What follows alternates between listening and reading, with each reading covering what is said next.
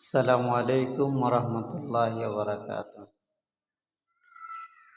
ডাক্তারে যখন ডাক্তারের কাছে যখন কোনো রোগী নিয়ে যাওয়া হয়, যখন ডাক্তারে কোনো রোগ পরীক্ষা করে যখন পায় না, তখন কিছু ডাক্তার আছে তারা রোগীকে সান্ত্বনা দিয়ে, রোগীর অভিভাবককে সান্ত্বনা দেয় যে অতিরিক্ত টেনশনের কারণে এই সমস্যাগুলো হইতেছে, ঘুম কম হওয়ার কারণে এই সমস্যাগুলো হইতেছে, আমি ওষুধ দিয়ে দিতেছি, সমস্যার সমাধান হয়ে যাবে, টেনশন কমায় করবেন, আর ঘুম হওয়ার জন্য ওষুধ দিয়ে দিতেছি, সমস্যাগুলো সমাধান হয়ে যাবে।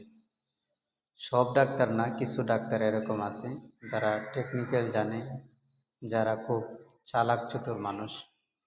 আর যারা ভালো ডাক্তার আছে তারা বলে না, তার কোনো রোগ ধরা পড়ে নাই, যেহেতু ওর সমস্যা আছে, তাহলে আপনারা কোনো খনকার অথবা কবিরাজ অথবা কোনো হুজুর দেখান, তাহলে আশা করি সমস্যাগুলো বলতে পারবেন বা চিকিৎসা নিলে ভালো হবে।